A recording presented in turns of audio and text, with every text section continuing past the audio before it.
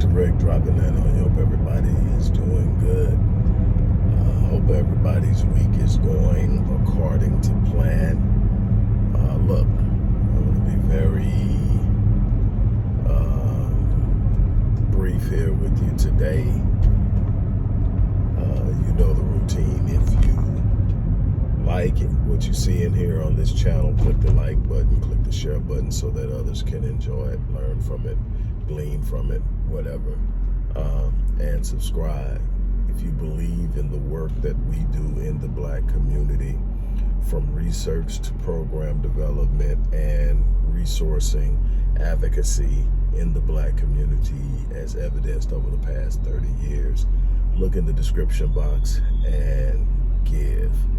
I cannot stress the importance of being rooted in some type of function within the community, either actively or in resourcing and funding work. It is so desperately needed across the board, not just with our organization, but in general.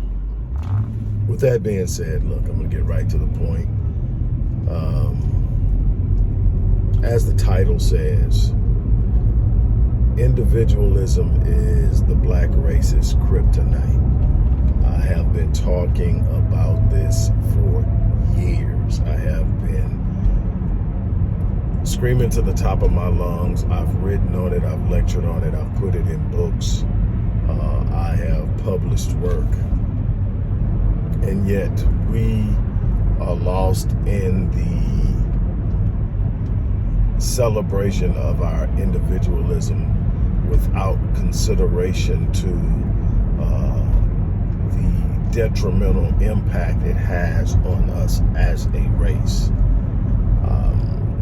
And I've shared this with you. In the 1960s, during an interview, J. Edgar Hoover, who was the director of the FBI at the time, was asked what was the greatest threat to national security. And this is during a time where we have entered into a Cold War with the Soviet Union. We have just gone through a missile crisis where there were missiles aimed at the U.S. from Cuba. We had gone through situations in different Arab countries, especially ongoing conflict with Iran at the time. And all these things are going on, but his answer was the greatest threat to national security is Black unity. And if you study the energy and the effort and the focus of what the FBI did during the 60s and 70s, you will find that he wasn't just talking, it was real, because any type of attempt to unify and form any type of autonomous function was met with significant strategized interference. COINTELPRO used Black faces to infiltrate Black groups like the Black Panther Party, the Black Nationalist Party, and to also disrupt and in many instances take out people who were funding those organizations. We lost so many important and influential and powerful people during that time who were given to more than just lip service. The first WIC program was actually executed and instituted by the Black Panther Party in California. Fred Hampton had many programs going on in Chicago. And we can go on and on of what was being done by these different groups that organized, networked, nationalized, and invaded the community with a solidified and focused agenda to empower the people within the community. And it was disrupted, destroyed. People died, people went to prison, some are still in prison, some are being released because they're pretty much on their deathbed. One is in exile in Cuba, Assata Shakur. So we know that there was something there because you don't put that type of effort into destroying something that doesn't have the potential to be a challenge to the status quo. And the status quo has never served black people. So we should want to challenge the status quo. We should want to create an autonomy that gives us the power to stand on our own and not be at the mercy of others. We should want that. But individualism, this whole idea that we love to brag about and flex on, that, you know, I do what I want to do and whatever somebody else is doing is their business. It don't bother me. If it ain't got nothing to do with me, it don't bother me. When the whole point of this is collectivism, collective economic focus, collective influence and impact on educating our children, collective business endeavors, collective focus on overall economic strategies, collective focus on being engaged in the business world, and so much more.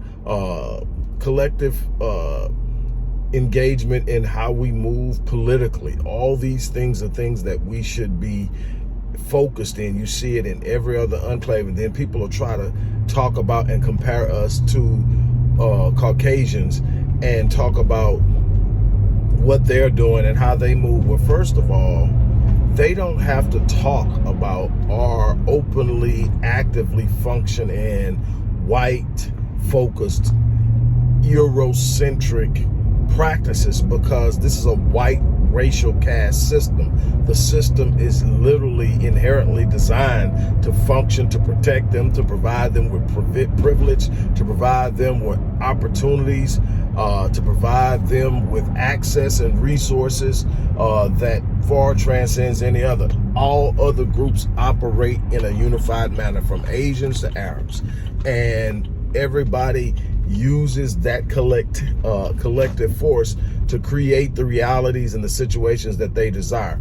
We're the only ones that are sitting around with absolutely nothing at the bottom of the socioeconomic ladder and talking about our individualism and our freedom to do whatever we want to do, when we don't have anything to really do it with. We have been gassed up by this $1.4 trillion, which isn't wealth, it's buying power, totally different. And we're spending that buying power back into an economy that oppresses us. And we don't get it because we won't spend time to understand what's going on.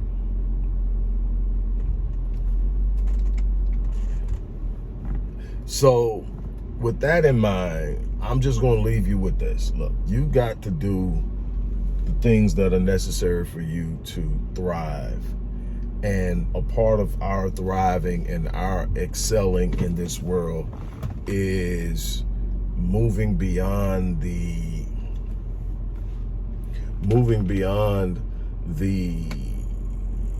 selfishness of individualism, the lack of commitment and engagement and dedication to the growth of the race as a whole.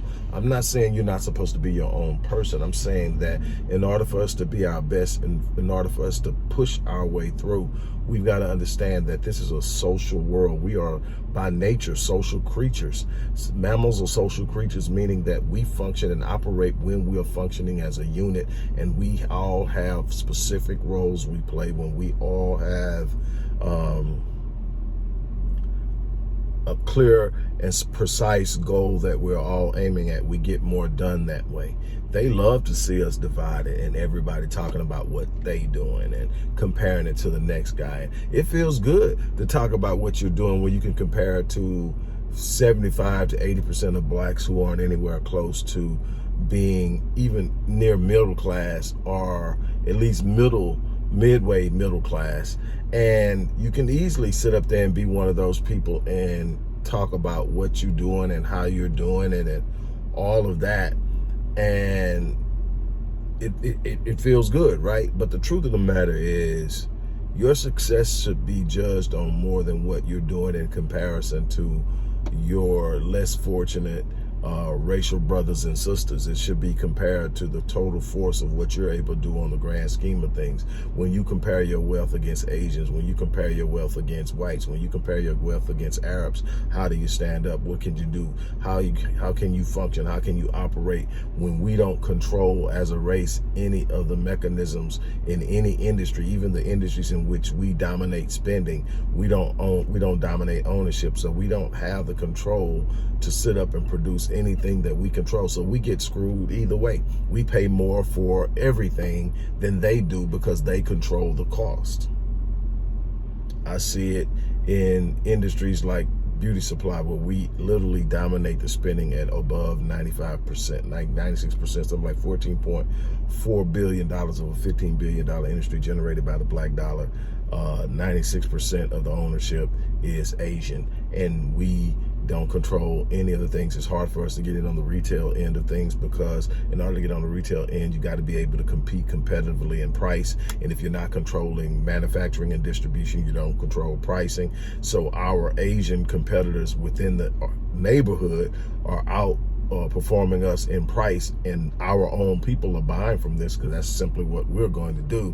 And so we get priced out. We'll open up a shop, but we can't keep it open because all of the things we need to sell to our community is coming through Asian hands, and Asians are charging us $2.99 a unit and charging them $99 a unit. Who do you think is going to win on the pricing war?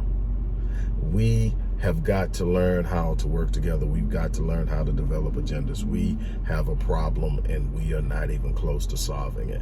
There are so many different things, and I have chronicled this. I have laid this out. It's on the website under the tab Programs and Resources under Blueprint 1.0.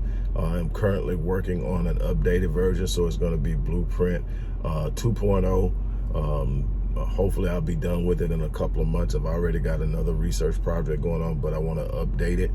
But I consistently drive myself, on top of everything else I do in life, to support me and my family. I drive myself to search for answers. I'm not about complaining. I'm about identifying problems and creating solutions. It was the way I was reared. It's the way I'm geared and wired. But I'm telling you, this requires a unified effort. And right now, J. Edgar Hoover would be 100% elated with the fallout of the work of COINTELPRO and all the other different mechanisms used to keep us dissected and distant and separated and individualized, because that alone is literally our kryptonite. We can't do what we are capable of because we won't come together and work together. On that note, I'm out of here. You have an unbelievable remainder of your day. Peace.